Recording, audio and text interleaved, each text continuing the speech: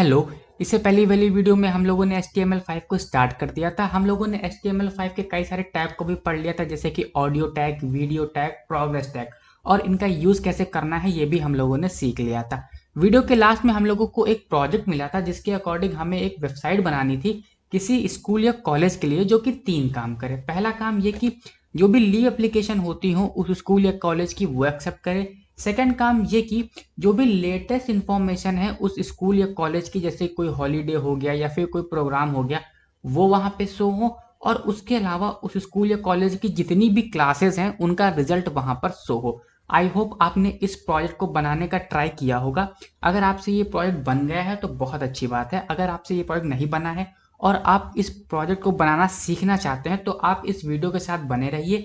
इस वीडियो में मैं लाइन बाय लाइन बताऊंगा कि इस प्रोजेक्ट को कैसे बनाना है, कौन कौन से टैग का यूज करना है और कौन कौन से एट्रीब्यूट कहाँ पे और कैसे यूज होंगे। तो चलिए बिना टाइम वेस्ट किए इस प्रोजेक्ट को बनाना स्टार्ट करते हैं। हम लोग तो ये है वेब पेज का डिजाइन, जो वेब पेज हम लोग यहाँ पे बनाने वाले हैं। सबसे पहले हम लोग एक नैव बार बनाएंगे जहाँ पर हम लोग होम, नोटिफिकेशन, एप्लीकेशन, इवेंट्स, इस तरीके के ऑप्शन को पहले ही दे देंगे। उसके बाद हम लोग एक बड़ा सा बैनर लगाएंगे जो कि किसी कॉलेज या स्कूल को रिप्रेजेंट करता हो। हम लोग अगर कोई भी वेब पेज बना रहे होते हैं तो हमें इस बात का हमेशा ध्यान रखना है कि जो हमारे वेब पेज का डिजाइन है वो उसके काम से रिलेट करे। जैसे कि ये जो मैं वेब पेज बना रहा हूँ ये किसी स्कूल या कॉलेज के लिए बना रहा हूँ, तो मुझे इसका डिजाइन ऐसा रखना होगा कि जो इसका व्यूअर है जो इस पर विजिट करे आके उसको देखने में ही समझ में आ जाए कि ये वेब पेज किसी स्कूल या किसी कॉलेज का है। तो आप लोग जब भी कोई भी वेब पेज को डिजाइन करें तो जो उसका डिजाइन आप लोग ऐसा रखें कि जो व्यूअर है उसको देख के ही समझ आ जाए कि आखिर ये वेब पेज बना किस लिए है।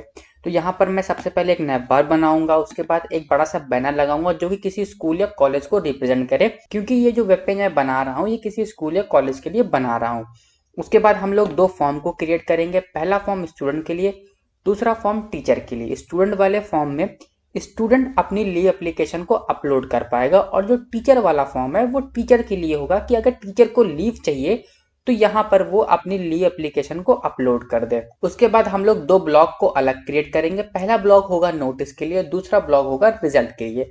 नोटिस वाले ब्लॉक में हम लोग जो भी लेटेस्ट इंफॉर्मेशन होंगी कॉलेज या स्कूल के रिगार्डिंग वो हम लोग अपलोड करेंगे, जैसे कि हॉलीडे हो गया, कोई फंक्शन हो गया, वो सारी चीजें हम लोग यहाँ पर अपलोड करने वाले हैं। और रिजल्ट वाले ब्लॉक में हम लोग रिजल्ट अपलोड करेंगे उस स्कूल या कॉलेज में जितने भी सेक्शन हैं, जितनी भी क्लास है, उनके रिजल्ट को हम लोग यहाँ पर अपलोड कर देंगे। यहाँ पर उनके ऑप्शन दे देंगे, उन पर क्लिक करके वो बंदा जिसको उस क्लास का रिजल्ट देखना है वो यहाँ से अपना रिजल्ट यहाँ पे देख पाएगा। तो इस तरीके से हम लोग ये वाला प्रोजेक्ट बनाने वाले हैं। ये डिजाइन होने वाला है इस प्रोजेक्ट का। तो ये हो गया डिजाइन। अब हम लोग कोडिंग पार्ट पे जाते हैं कि हम लोग कैसे इसकी कोडिंग करने वाले हैं और किस तरीके से हम लोग इस वेब पेज को बनाने वाले हैं, कौन कौन से टैग का और कौन कौन से एट्रीब्यूट का यूज करने वाले हैं। तो चलिए कोडिंग स्टार्ट करते हैं। सबसे पहले हम लोग गूगल क्रोम को ओपन करेंगे और यहाँ पर गूगल पे आकर सर्च करेंगे JSBin। JSBin सर्च करते ही आपके सामने JSBin.com आ जाएगा। आपको इस पर क्लिक करके इसको ओपन कर लेना है। ओपन करते ही आप लोग देखेंगे कि आपके लेफ्ट साइड में पहले से ही कई सारे कोड लिखे हुए होंगे। आपको इस बार इन कोड को इरेज नहीं करना है, क्योंकि ये जो कोड है ये कोड HTML5 के ही हैं और हम लोग जो कोडिंग करने वाले हैं वो भी HTML5 के ही करने वाले हैं। तो इस बार हमें इन कोड को इरेज नहीं करना है।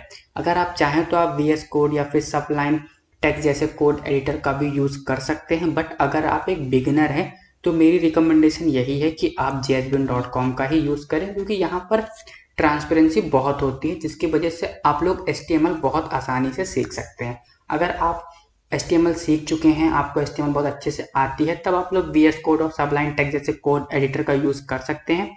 बट अगर आप एक बिगिनर हैं तो आप अभी सीखने के लिए आप JSBin.com का ही यूज करें। यहाँ पर आप HTML बहुत अच्छे से सीख सकते हैं। तो ये था JSBin का इंट्रोडक्शन। अगर आप चाहें तो आप यूज कर सकते हैं।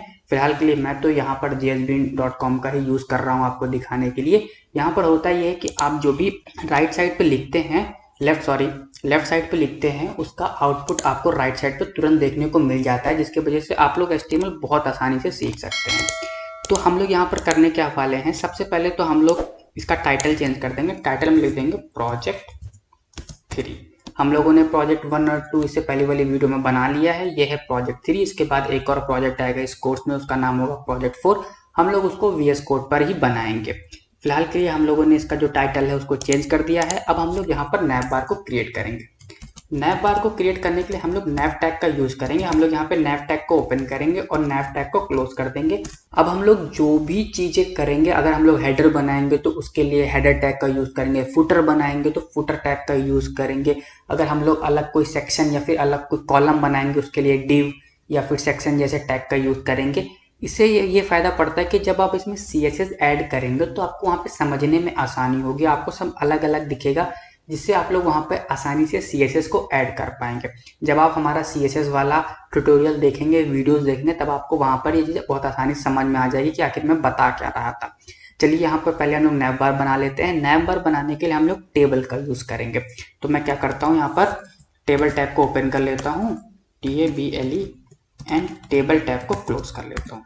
तो ये मैंने टेबल टैग को ओपन कर लिया और टेबल टैग को क्लोज कर दिया। अब हम लोग यहाँ पर करेंगे क्या कि हम लोग एक रो बनाएंगे और उसी रो में कॉलम बनाकर हम लोग नैव बार को क्रिएट कर देंगे। कैसे, मैं आपको बताता हूँ। सबसे पहले हम लोग रो बना लेते हैं। रो बनाने के लिए TR टैग का यूज होता है, तो मैंने TR टैग को ओपन किया और TR टैग को क्लोज कर लिया। तो यहाँ पर मैंने क्या किया, इस टेबल में पहली रो क्रिएट कर दी TR टैग का यूज करके। अब हम लोग क्या करेंगे, इसमें कॉलम बनाएंगे। कॉलम बनाने के लिए T टैग का यूज होता है, तो मैंने यहाँ पर T टैग को ओपन किया और T टैग को क्लोज कर दिया। तो हमने क्या किया, एक टेबल बनाई, उस टेबल में पहली रो बनाई और उस पहली रो का ये TD पहला कॉलम हो गया। अब हम लोग इस पहले कॉलम में हैमबर्गर बनाने वाले। हैमबर्गर क्या होता है, 3 लाइनें होती हैं। आप लोगों ने कई सारी वेबसाइट पे देखा होगा, साइड में 3 लाइनें बनी हुई होती हैं, जिसपे आप लोग अगर क्लिक करते हैं तो कई सारे और ऑप्शन आपके सामने आ जाते हैं। तो हम लोग यहाँ पर हैमबर्गर बनाने वाले हैं। हैमबर्गर क्या होती है, 3 लाइनें होती हैं जैसा कि मैंने बताया, और लाइनें बनाने के लिए हम लोग HR टैग का यूज करते हैं। तो मैंने ये क्या किया, 3 HR टैग यहाँ पे मैं लगा देता हूँ। एक HR हो गया, ये दूसरा HR हो गया और ये तीसरा HR हो गया। तो अभी आप यहाँ पर देख पा रहे होंगे कि यहाँ पर आपको 3 बुलेट्स देखने को मिल रहे होंगे, बहुत छोटे छोटे हैं, शायद ही आपको दिख रहे हो। ये छोटे छोटे पॉइंट्स देखने को मिल रहे हैं। मैं क्या करूँगा, इसकी थोड़ी सी विड्थ को इंक्रीज कर दूंगा। विड्थ को रिसाइज करने के लिए कौन सा एट्रीब्यूट यूज होता है, विद एट्रीब्यूट यूज होता है। तो मैं इस जो कॉलम है यहाँ पर लिख दूंगा विद इक्वल टू 30 पिक्सल का होता है। मैंने लिख दिया 30 पिक्सल। तो देखिए जैसे मैंने यहाँ 30 पिक्सल लिखा, इसका जो साइज था वो बड़ा हो गया। आप देख पा रहे होंगे इसका जो साइज है वो बड़ा हो गया। ये देखिए हमें हैमबर्गर मिल गया, हमारा जो हैमबर्गर हम बनाना चाहते थे वो बन गया। अब हम लोग क्या करना चाहते हैं, हम लोग लिंक बनाना चाहते हैं, ऐसा कि हम लोग होम, नोटिस, एप्लीकेशन, इवेंट्स ऐसी हेडिंग बना दे, जब कोई इन पर क्लिक करे तो वहां पर पहुंच जाएगा, कोई इवेंट्स पे क्लिक करे तो इवेंट्स पे पहुंच जाए। तो उसके लिए हम लोग क्या करेंगे, एक और कॉलम बना लेंगे। हमने एक TD टैग ओपन किया और TD टैग क्लोज कर दिया। अब हम लोग को यहाँ लिंक बनानी है, तो लिंक के लिए A टैग का यूज होगा। तो मैंने A लिखा, HERF लिखा और यहाँ पर डबल इन्वर्टेड कॉमा के अंदर हैश दे दिया। हैश हमने क्यों दिया, हैश हमने इसलिए दिया क्योंकि यहाँ पर हम कोई लिंक नहीं दे रहे हैं, ना ही यहाँ पर हम लोग कोई फाइल अटैच कर रहे हैं। आप खाली तो इसको छोड़ नहीं सकते थे, तो इसलिए मैंने यहाँ पर हैश दे दिया। अगर आप कोई यहाँ पर फाइल या फिर कोई लिंक ऐड करना चाहेंगे तो आप यहाँ पे हैश की जगह पे वो फाइल या फिर लिंक को दे दीजिएगा। तो अब मैं इसके बीच में लिख देता हूँ होम। तो देखिए जैसे ही मेरा जो कर्सर है वो होम पे आ रहा है, तो देखिए इसका डिजाइन बदल जा रहा है। यहाँ तक तो कर्सर है, बट जैसे इसके ऊपर आ रहा है तो यहाँ पे हैंड बन जा रहा है। ये चीज ये शो कर रहा है कि हाँ ये जो है ये क्लिकेबल है। तो हमने इस एक लिंक क्रिएट कर लिया। अब मैं क्या करूंगा, ऐसे ही 3 और क्रिएट करना चाहता हूँ, तो मैंने इसको कॉपी किया और ये 3 पेस्ट कर दिए। होम के बाद जो दूसरा लिंक बनाना चाहता हूँ एप्लीकेशन के लिए, तो मैंने यहाँ लिख दिया एप्लीकेशन। ये बनाना चाहता हूँ मैं रिजल्ट के लिए, तो मैंने लिख दिया रिजल्ट। ये बनाना चाहता हूँ मैं इवेंट्स के लिए, तो मैंने लिख दिया इवेंट्स। चलो ये मेरा काम हो गया, बट ये काफ़ी पास में, काफ़ी चिपका है। मैं चाहता हूँ कि ये दूर हो। तो उसके लिए क्या कर सकते हैं, मैं जो टेबल टैग है इसमें विद एट्रीब्यूट को अटैच करूंगा और लिख दूंगा 100%। 100% लिखते ही होगा ये कि जो हमारी टेबल है उसकी विद पूरे जो हमारा वेब पेज है उसमें फैल जाएगी। जैसे जैसे हमारा जो वेब पेज होगा उसका साइज इंक्रीज होगा, वैसे वैसे हमारी जो टेबल है उसकी भी जो विद होगी वो इंक्रीज होती जाएगी। वो पूरे इस वेब पेज का 100% यूज करेगी। जितना इस पेज की विद होगी उतनी ही हमारे टेबल की भी विद हो जाएगी। तो इस तरीके से जो हमने यहाँ पे लिंक बनाए हैं कॉलम का यूज करके, TD टैग का यूज करके, वो अलग अलग दिखेंगे। तो हमारा नैप बार लगभग रेडी हो गया है, बट ये देखने में काफ़ी ज़्यादा भद्दा लग रहा है। मैं चाहता हूँ कि अगर इसका जो बैकग्राउंड कलर है वो कुछ और होता तो देखने में ये थोड़ा और अच्छा लगता। तो बैकग्राउंड का कलर चेंज करने के लिए कौन से एट्रीब्यूट का यूज़ करते हैं? बीजी कलर एट्रीब्यूट का यूज़ करते हैं। तो मैं यहाँ पे टेबल टैग के अंदर बीजी कलर एट्रीब्यूट को अटैच कर दूंगा। तो मैंने यहाँ पे बीजी कलर एट्रीब्यूट को इस टेबल टैग के अंदर अटैच कर दिया। अब मैं यहाँ पे कौन सा कलर डालूँ, ये मुझे समझ नहीं आ रहा। तो मैं क्या करूँगा, आऊँगा गूगल पे और सर्च करूँगा HTML कलर पिकर। तो ये देखिए मेरे सामने ये कलर पिकर आ गया। मैं ये कलर करना चाहता हूँ, ये वाला कलर मेरे को सही लग रहा है अपने नैप बार के लिए। तो ये हेक्साडेसिमल वैल्यू आप लोग देख रहे हैं, इसको यहाँ से करिएगा सेलेक्ट और कंट्रोल C करके इसको कॉपी कर लीजिएगा और यहाँ पर आकर पेस्ट कर दो। पेस्ट करते ही ये जो हमारा नैप बार है इसके बैकग्राउंड का जो कलर है वो चेंज हो गया। तो हमारा नैप बार यहाँ पे रेडी हो गया। हम लोगों ने क्या किया, हम लोगों ने सबसे पहले टेबल बनाई, टेबल में हम लोगों ने एक रो बनाई और उस रो में हम लोगों ने कॉलम बनाए। पहले कॉलम में हम लोगों ने हैमबर्गर बनाया जिसके लिए हमने HR टैग का यूज़ किया। उसके बाद हम लोगों ने लिंक्स बनाई, होम के लिए, एप्लीकेशन के लिए, रिजल्ट के लिए, इवेंट्स के लिए, जिसके लिए हम लोगों ने A टैग का यूज़ किया। A = HEREF लिखा और उसके बाद यहाँ पे हैश दे दिया।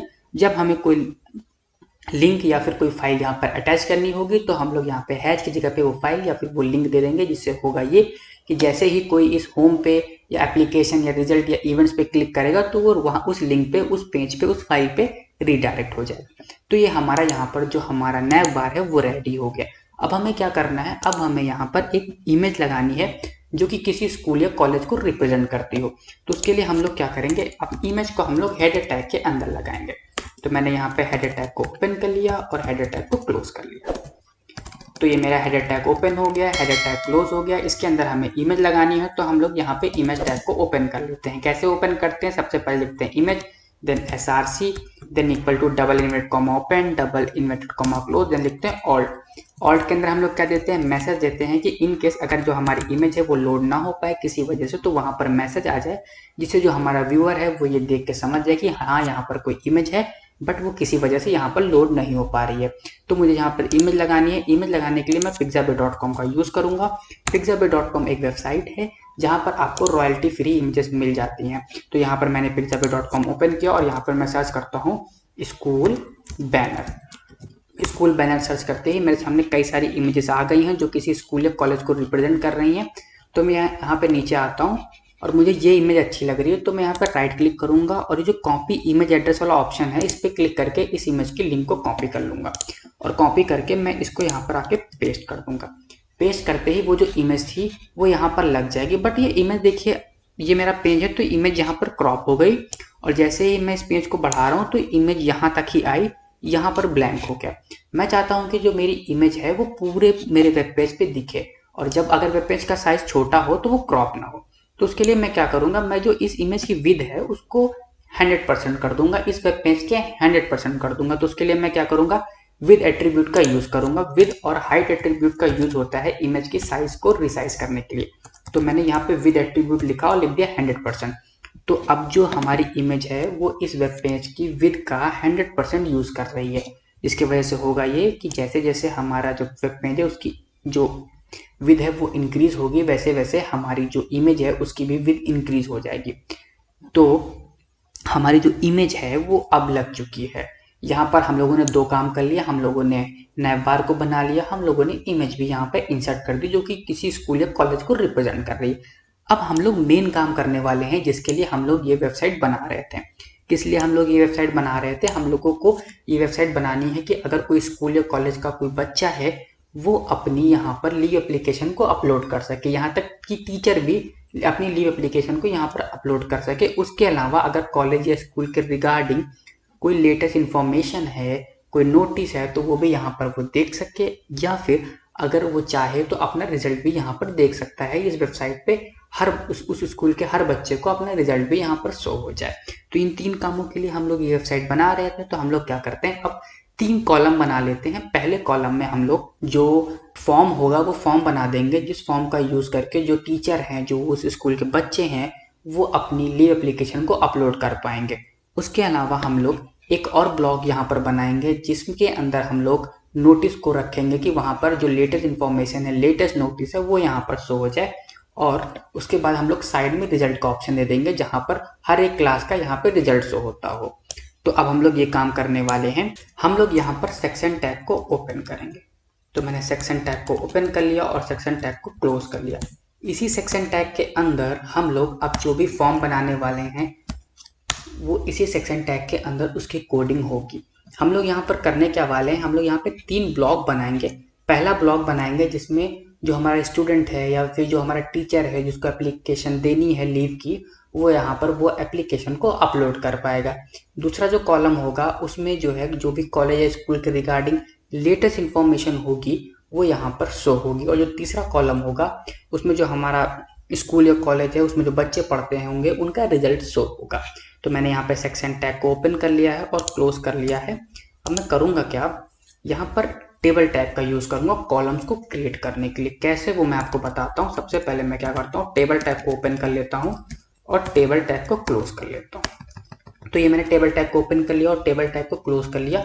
अब मैं क्या करूँगा, सबसे पहले एक रो बनाऊंगा। तो मैंने TR टैग का यूज़ करके एक रो क्रिएट कर ली। चलो ये काम हो गया। अब जो हमारी जो पहली रो है उसमें मैं हेडिंग दूंगा। उसी हेडिंग के नीचे मैं वो फॉर्म बनाऊंगा, मैं वो नोटिस बनाऊंगा, मैं वो रिजल्ट बनाऊंगा।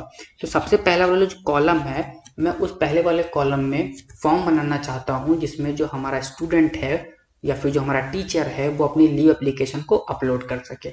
दूसरे वाले कॉलम में मैं लेटेस्ट इन्फॉर्मेशन बना रखना चाहता हूँ कि जो कॉलेज से रिगार्डिंग लेटेस्ट इन्फॉर्मेशन है वो वहाँ पे शो हो। और जो थर्ड वाला ऑप्शन है उसमें मैं रिजल्ट रखना चाहता हूँ।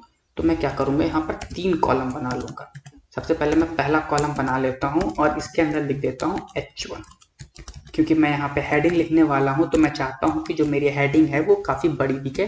तो मैंने यहाँ पे H1 टैग को ओपन कर दिया और H1 टैग को क्लोज कर दिया और इसके अंदर मैं लिखता हूँ एप्लीकेशन। ठीक है, तो ये मेरा एप्लीकेशन लिख गया। अब मैं क्या करूँगा, इसी को कॉपी करूँगा और यहाँ पे पेस्ट करूँगा।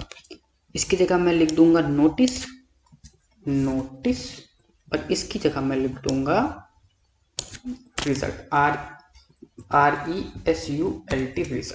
तो ये मेरा एप्लीकेशन हो गया, ये मेरा नोटिस हो गया, ये मेरा रिजल्ट हो गया। अब आप अगर देख पा रहे होंगे यहाँ पर ये आ तो गया बट काफ़ी चिपका है। मैं चाहता हूँ कि ये दूर दूर दिखे ताकि समझ में आए कि आखिर कौन किसका है, कौन किस चीज़ का है, क्या लिखा हुआ है। यहाँ पर कुछ आपस में चिपका लिखा हुआ, कुछ समझ में नहीं आ रहा है। तो मैं क्या करूँगा, मैं जो हमारी टेबल है इसकी विड्थ को इंक्रीज कर दूंगा। तो मैं इस टेबल में क्या करूँगा, विद एट्रीब्यूट का यूज़ करने वाला हूँ और यहाँ पे लिख दूंगा 100%। उससे होगा ये कि जो हमारी टेबल है उसकी विड्थ इस होम पेज की 100% हो जाएगी। जितना इस होम पेज की विड्थ होगी उतनी ही हमारी टेबल की भी विड्थ होगी। तो ये काम हो गया। अब मैं चाहता हूँ कि जो मेरी टेबल हो उसमें बॉर्डर भी आ जाए। तो बॉर्डर बनाने के लिए बॉर्डर एट्रीब्यूट का यूज़ करते हैं। तो मैंने लिखा BORDR बॉर्डर और मैंने दे दिया 5। तो ये देखिए जो मेरी टेबल है उसमें बॉर्डर्स भी आ गए। बट मुझे एक बहुत अटपटी लग रही है, वो ये कि जो मेरी जो हेडिंग्स हैं वो लेफ्ट साइड पे चिपकी हुई है। मैं चाहता हूँ कि जो मेरी जो हेडिंग्स है वो सेंटर पे आए। उसके लिए किसका यूज करते हैं, अलाइन एट्रीब्यूट का यूज करते हैं। तो ये जो TR टैग है जो पहली रो है मैं इसके अंदर लिख दूंगा अलाइन इक्वल टू सेंटर। ठीक है, जैसे मैंने अलाइन इक्वल टू सेंटर लिखा तो जो मेरी जो हेडिंग्स है वो सेंटर पे आ गई। यहाँ पर आप देख पा रहे होंगे कि जो बॉक्स है इस बॉक्स के सेंटर पे सारी हेडिंग आ गई। जैसे जैसे मैं इसका एरिया बढ़ाऊंगा वैसे वैसे बॉक्स का जो साइज है वो इंक्रीज होगा, बट जो हमारा टेक्स्ट है वो इस बॉक्स के सेंटर में ही होगा। वो इसलिए क्योंकि यहाँ पर मैंने अलाइन इक्वल टू सेंटर दे रखा है। तो हमारी पहली रो क्रिएट हो गई जिसमें हम लोगों ने हेडिंग दिया। अब मैं चाहता हूँ कि ये जो एप्लीकेशन है इसके नीचे हमारे फॉर्म आए, इसके नीचे हमारी नोटिस आए, इसके नीचे रिजल्ट्स हैं। तो मैं क्या करूँगा, एक और रो यहाँ पर क्रिएट करूँगा। देखते रहिएगा, आपको समझ में आ जाएगा कि आखिर में ये बना कैसे रहा। तो ये TR टैग का ओपन किया जिससे हमने सेकंड रो क्रिएट कर दी। अब सेकंड रो के अंदर मैं एक कॉलम बनाऊंगा, पहला कॉलम। तो ये मैंने T टैग का यूज करके पहला कॉलम बना दिया। इस पहले कॉलम के अंदर मैं फॉर्म बनाऊंगा। तो ये जो पहला कॉलम है ये इस एप्लीकेशन के नीचे आएगा, जो दूसरा कॉलम होगा वो इस नोटिस के नीचे आएगा और जो तीसरा कॉलम होगा वो इस रिजल्ट के नीचे आएगा। तो मैं ये जो पहला कॉलम है इसके नीचे मैं फॉर्म बनाने वाला हूँ। फॉर्म कैसे बनाते हैं, सबसे पहले फॉर्म टैग को ओपन कर लेता हूँ और फॉर्म टैग को क्लोज कर लेता हूँ। ठीक है, इतना काम मेरा हो गया। अब इसके अंदर मैं इनपुट टैग का यूज करके बॉक्सेस बनाऊंगा और उन बॉक्सेस के अकॉर्डिंग आप लोग यहाँ पर फॉर्म को क्रिएट कर सकते हैं। कैसे? सबसे पहले मैं लिखूंगा input type equal to text. पहला जो बॉक्स मैं बनाने वाला हूँ वो नेम के लिए बनाने वाला हूँ, and name equal to name कर देता हूँ, नेम, जिसमें जो हमारा जो स्टूडेंट है या फिर हमारा जो टीचर है वो अपना नेम यहाँ पर लिख पाए। मैं चाहता हूँ कि मैं दो फॉर्म बनाना चाहता हूँ, पहला फॉर्म स्टूडेंट के लिए और दूसरा फॉर्म टीचर के लिए। चलो दो फॉर्म अलग अलग बना लेते हैं, ठीक है। तो मैं यहाँ पे एक चीज़ और बता देता हूँ, place holder. Place holder place holder का बहुत बढ़िया यूज होता है। अगर मैंने यहाँ लिखा प्लेस होल्डर और इसके अंदर मैं लिख देता हूँ नेम, तो होगा ये कि जो हमारा जो बॉक्स है उसके अंदर आपको एक ग्रे कलर में नेम देखने को मिलेगा। जैसे ही कोई इस पे यहाँ पे क्लिक करेगा कुछ भी लिखेगा तो होगा ये कि जो हमारा जो ये चीज़ है वो हट जाएगा। इससे होता ये है कि जो हमारा जो व्यूअर है जो इसको विजिट करेगा, जो यहाँ पर आएगा, वो उसको देख के समझ जाए कि हाँ इस बॉक्स में मुझे अपना नेम भरना है, उस बॉक्स में मुझे अपनी क्लास भरनी है। ओके, आपको शायद समझ में आ गया होगा मैं कहना क्या चाहता हूँ। तो मैंने प्लेस होल्डर लगाया और अब इस इनपुट टैग को क्लोज कर दिया। चलो ये काम हमारा हो गया।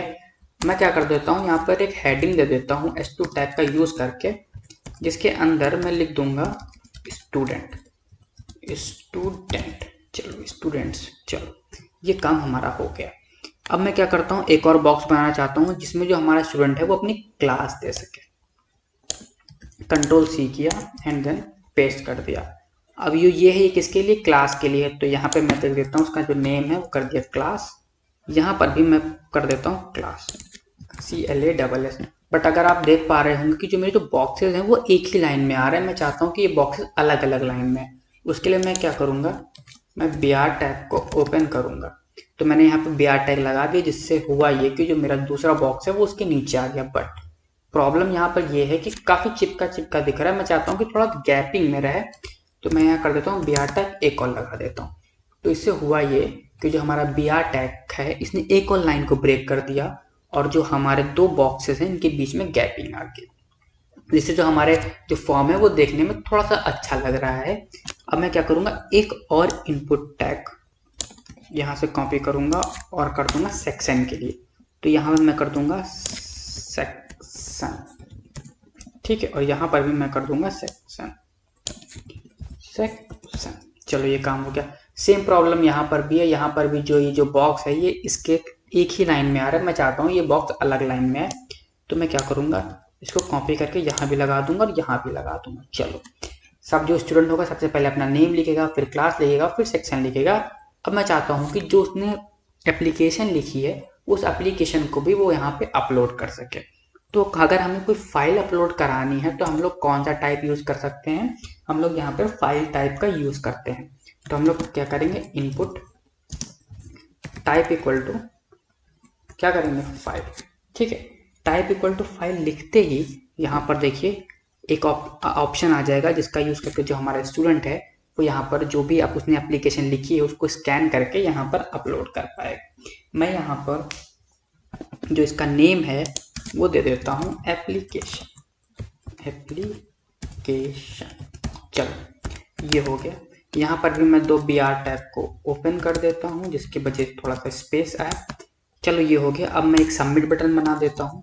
तो मैं लिखूंगा input type equal to submit and then इसका भी नेम दे देता हूँ। मैं इसका नेम दे देता हूँ सबमिट 1। चलो सबमिट 1। चलो ये जो हमारा फॉर्म है वो क्रिएट हो गया। बट ये ना फॉर्म चिपका हुआ है लेफ्ट साइड में। मैं चाहता हूँ ये जो फॉर्म है वो सेंटर में आ जाए। तो उसके लिए क्या करूँगा, फिर से मैं अलाइन एट्रीब्यूट का यूज़ करने वाला हूँ। तो मैं यहाँ लिख दूंगा ALIGN इक्वल टू सेंटर। उससे होगा ये कि जो मेरा फॉर्म है वो पूरा सेंटर में आ जाएगा। चलो ये काम हो गया। ये हो गया किसके लिए, ये हो गया स्टूडेंट के लिए। अब मैं टीचर के लिए भी यही फॉर्म बनाना चाहता हूँ। तो मैं क्या करूँगा, एक और फॉर्म इसी जो ये मेरा रो है, ये जो TD, ये जो TD कॉलम है, इस रो में इसी कॉलम के अंदर ही मैं एक और फॉर्म बनाऊंगा किसके लिए, टीचर के लिए। तो मैं क्या करता हूँ, इसी फॉर्म को पूरा कॉपी कर लेता हूँ। ये जो है इसको मैंने कॉपी कर लिया Ctrl+C से और इसी को यहाँ पर पेस्ट कर दिया, ठीक है। आपको यहाँ पे दो फॉर्म देखने को मिल गए होंगे। और मैं यहाँ कर देता हूँ टीचर, TEACHER। ठीक है, तो जो टीचर्स होंगे उसको देख के समझ जाएंगी कि हाँ ये टीचर के लिए है, ये स्टूडेंट के लिए है। इन दोनों फॉर्म के बीच में मैं एक लाइन बनाना चाहता हूँ, तो लाइन के लिए कौन सा टैग यूज होता है, HR टैग का यूज होता है। तो मैंने लिख दिया HR, जिसकी वजह से यहाँ पर ये लाइन बन जाएगी जो कि इन दोनों फॉर्म को सेपरेट कर रही होगी। तो चलो ये चीज रेडी हो गई। ये किसके लिए हो गया, स्टूडेंट के लिए हो गया, ये हो गया टीचर के लिए। ठीक है, यहाँ पर मैं लिख देता हूँ सबमिट। चलो ये काम हमारा हो गया, ये हमने दो फॉर्म क्रिएट कर लिए। अब मैं चाहता हूँ कि जो नोटिस है, नोटिस के अंदर नोटिस है, तो नोटिस क्या है, जो दूसरा वाला हमारा कॉलम है उसके नीचे हमारी नोटिस है। तो मैं क्या करूँगा, मैं एक और कॉलम बनाऊंगा। ये कौन सा है, दूसरा कॉलम है दूसरी रो का। ठीक है, ये जो है, ये देखो ये पहली रो थी इस टेबल की, ये पहली रो थी। ठीक, और ये जो है ये दूसरी रो है, ये जो TR टैग है ये दूसरी रो है, कंफ्यूज मत होना। और ये जो TD है ये इस दूसरी रो का दूसरा कॉलम है, और ये TD है ये इस दूसरी रो का पहला कॉलम है। तो जो दूसरी रो का पहला कॉलम है वो पहली रो के पहले कॉलम के नीचे आएगा, और जो दूसरी रो का दूसरा कॉलम है वो पहली रो के दूसरी कॉलम के नीचे आएगा। ठीक है, ये आप अच्छे समझिएगा, थोड़ा कंफ्यूजन है, बट अगर आप एक बार ट्राई करेंगे तो आपको समझ में आ जाएगा। तो मैंने ये T टैग का यूज करके दूसरी रो में दूसरा कॉलम क्रिएट कर दिया। अब यहाँ पर आपको जो मर्जी है आप यहाँ पर लिख सकते हैं, आपको जो भी नोटिस देनी है आप यहाँ पे लिख सकते हैं। तो मैं यहाँ लिख देता हूँ, मैं यहाँ पे लिख देता हूँ टुमारो विल बी हॉलीडे, क्योंकि ये नोटिस होती थी, ये बड़ी बढ़िया नोटिस होती थी, हर टाइम हम लोग इसी नोटिस का वेट करते थे। तो चलो ये नोटिस हो गई। मैं क्या करूँगा, इस नोटिस को मैं चाहता हूँ LI टैग के अंदर लिखूँ। तो मैंने यहाँ पर, छोड़ो हटाओ LI टैग रहने देते हैं। तो यहाँ पे आप जितनी भी नोटिस चाहें उतनी नोटिस यहाँ पर लिख सकते हैं। या तो आप एक काम और कर सकते हैं, आप इसके अंदर एक ऑर्डर लिस्ट बनाते हैं। ऑर्डर लिस्ट बनाने के लिए OL टैग का यूज होता है। तो मैंने लिखा OL टैग को ओपन कर लिया, OL टैग को क्लोज कर लिया, और मैं यहाँ लिख देता हूँ LI। ठीक है, और LI के अंदर यही चीज लिख देता हूँ टुमारो विल बी हॉलीडे। ठीक है, दूसरी मुझे जो भी नोटिस लिखनी होगी वो मैं यहाँ पे दे दूंगा, टुमारो विल बी फेस्टिवल कर देता हूँ, फेस्टिवल। तो इस तरीके से आप जितनी भी चाहें उतनी नोटिस यहाँ पर लिख सकते हैं। तो हमारा एप्लीकेशन वाला बन गया, हमारा नोटिस वाला बन गया। अब हमें क्या बनाना है, रिजल्ट के लिए बनाना है। तो जो रिजल्ट है वो पहली रो का तीसरा कॉलम है। तो मैं क्या करूँगा, ये जो दूसरी रो है इसमें तीसरे कॉलम बना लेता हूँ। तो मैंने यहाँ पे TD टैग को ओपन किया, TD टैग को क्लोज कर लिया, और इसके अंदर मैं रिजल्ट दे देता हूँ। रिजल्ट मैं ऐसे देना चाहता हूँ कि यहाँ पे आए क्लास 1, क्लास 2, क्लास 3, क्लास 4, और जैसे ही वो उस पर क्लिक करे वो उस क्लास के रिजल्ट पे पहुंच जाए। तो भाई मैं A टैग का यूज करूंगा, मैं यहाँ लिखूंगा A, लिखूंगा HREF। अभी मेरे पास कोई फाइल या कोई लिंक नहीं है, तो मैं यहाँ पे हैश दे देता हूँ, और फिर से मैं A टैग को यहाँ पे क्लिक कर देता हूँ, और मैं यहाँ लिखूंगा क्लास CLASS क्लास फर्स्ट। ठीक है, तो ये देखो ये जो मेरा है ये क्लास फर्स्ट के लिए बन गया। अब मैं ऐसे ही जितनी भी क्लासेज हैं, सपोज को 12 तक वो स्कूल है, तो मैं यहाँ पर इसको कर देता हूँ सेकंड, इसको कर देता हूँ थर्ड, इसको कर देता हूँ फोर्थ, इसको फिफ्थ। ठीक है, ये पूरा मैं कॉपी करता हूँ, यहाँ पे पेस्ट करता हूँ। ये हो गया 6, ये हो गया 7, ये 8, ये 9, ये हो गया 10th। दो और लगा देता हूँ, Ctrl+C, एंड देन 11, गलत हो गया, 11, एंड देन ये हो गया 12। चलो इतना हो गया, बट यहाँ पर एक प्रॉब्लम है। जो भी मैंने ये लिखा है ये एक ही लाइन में आ रहा है, मैं चाहता हूँ कि अलग अलग लाइन में। उसके लिए मैं क्या करूँगा, सिंपल सा काम है, BR टैग को लगा दूंगा, जिससे होगा ये कि ये सारी चीज़ अलग अलग लाइन में आ जाएंगे। तो मैंने इस BR टैग को कॉपी किया, इसको हर जगह पे मैं पेस्ट कर देता हूँ, Ctrl+V, Ctrl+V, Ctrl+V, जिससे क्या होगा, जो भी चीज़ें हैं वो अलग अलग लाइन में आती चल जाएंगी। तो ये देखिए ये सारी चीज़ें अलग अलग लाइन में आ गई, बट मैं चाहता हूँ कि थोड़ा सा गैप हो, तो मैं एक और बी आर टैग यहाँ पर लगा दें।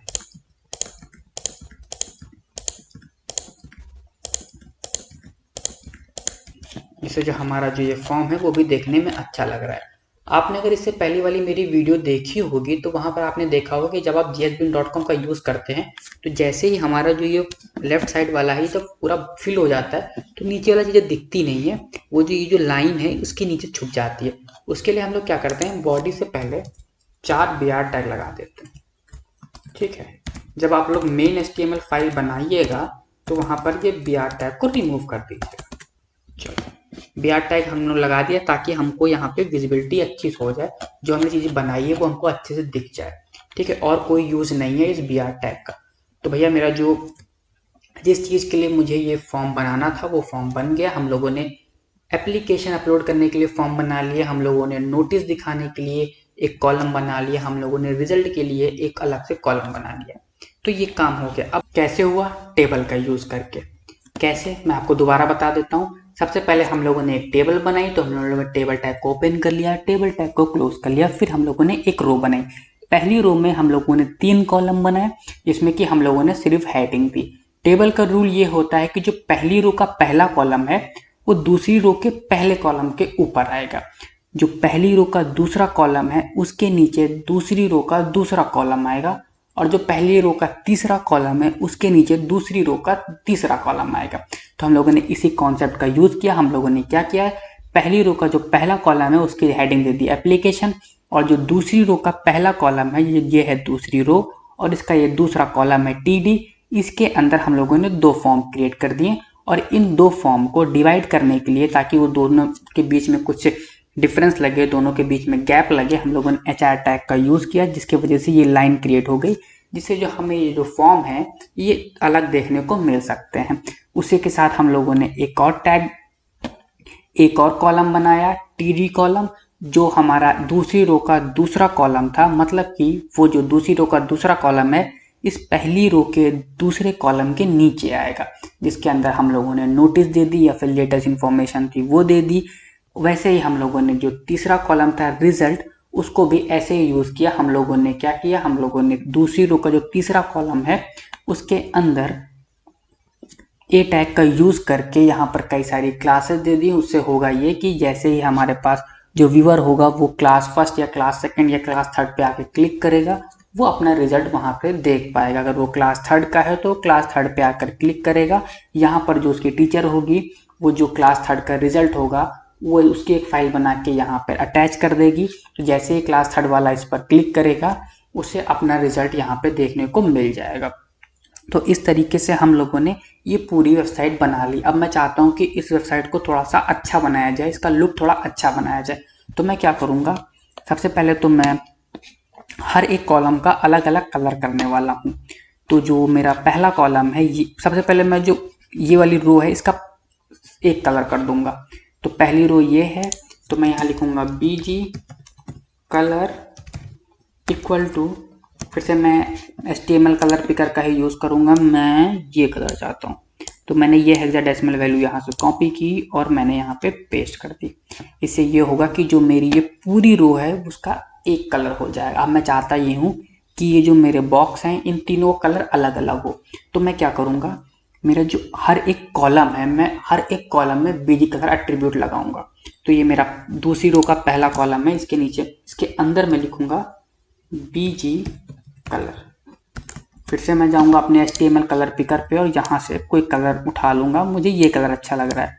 तो मैंने यहाँ से ये जो हेक्साडेसिमल वैल्यू है इसको कॉपी की और मैं यहाँ पे इसको पेस्ट कर देता हूँ। उससे हुआ ये कि जो मेरा ये कॉलम है ये कलर हो गया। सिर्फ यही कॉलम क्यों कलर हुआ, क्योंकि हमने जो हमारा जो TD टैग है, ये जो हमारा ये कॉलम है, इसमें हम लोगों ने BG कलर एट्रीब्यूट का यूज़ किया, जिससे सिर्फ एक ही हमारा कॉलम कलर हुआ। अब मैं चाहता हूँ कि ये भी वाला जो कॉलम है ये भी कलर हो जाए। तो मैं यहाँ पर फिर से BG कलर एट्रीब्यूट को ऐड कर देता हूँ इस टैग में। अब मुझे इसका दूसरा कलर चाहिए, तो मुझे ये कलर अच्छा लग रहा है, तो मैंने यहाँ से इसको कॉपी किया और मैं यहाँ पे इसको पेस्ट कर देता हूँ, जिससे कि जो ये वाला कॉलम है इसका कलर दूसरा हो गया, वैसे ही मैं इस कॉलम को कलर कर देता हूँ। तो यहाँ पर भी मैं बीजी कलर एट्रीब्यूट को ऐड कर दूंगा और मैं इसका कलर ये रखना चाहता हूँ। तो फिर से मैंने ये हेक्साडेसिमल वैल्यू को कॉपी किया और मैं फिर से यहाँ पर इस हेक्साडेसिमल वैल्यू को यहाँ पे पेस्ट कर दिया। तो अब ये जो मेरा ये वेब पेज है ये देखने में थोड़ा बहुत अच्छा लग रहा है। यहाँ पर हमने CSS का यूज बिल्कुल नहीं किया है और बिना CSS का यूज किए हुए सिर्फ HTML5 का यूज करके हम लोगों ने एक वेब पेज को क्रिएट कर दिया है। जो हम लोगों को प्रोजेक्ट मिला था HTML5 वाली वीडियो में, वो प्रोजेक्ट हम लोगों ने यहाँ पर बना दिया है। हम लोगों ने एक कॉलेज या वेबसाइट के लिए, स्कूल या कॉलेज के लिए एक वेबसाइट क्रिएट कर दी है। मैं अगर इसको आपको पूरा दिखाऊं तो ये वेबसाइट कुछ ऐसी देखने को मिलेगी। इस वेबसाइट में हम लोगों ने CSS का बिल्कुल भी यूज नहीं किया है। तो इस तरीके से आप लोग इस वेबसाइट को बना सकते हैं। ये जो कोड है जो मैंने लिखा है, इस कोड के डाउनलोडिंग का लिंक मैं आपको वीडियो के डिस्क्रिप्शन में दे दूंगा। वहां से आप इस कोड को डाउनलोड कर लीजिएगा और इस कोड को आप लोग देख लीजिएगा। इस कोड को मैं PDF फॉर्म में वहां पर अवेलेबल करा दूंगा। वहां से इस कोड को डायरेक्ट डाउनलोड कर सकते हैं। उसके अलावा एक और वीडियो आने वाली है HTML5 की ही, जो कि इस कोर्स के लास्ट वीडियो होगी। उसके बाद हम लोग एक और प्रोजेक्ट बनाएंगे जिसको हम लोग VS कोड पे बनाने वाले हैं। तब तक के लिए ये वीडियो यहीं तक थी। अगर आपने हमारे चैनल को अभी तक सब्सक्राइब नहीं किया तो सब्सक्राइब कर लीजिए और अगर आपको ये वीडियो पसंद आई है तो आप इस वीडियो को लाइक भी कर सकते हैं। Thank you so much.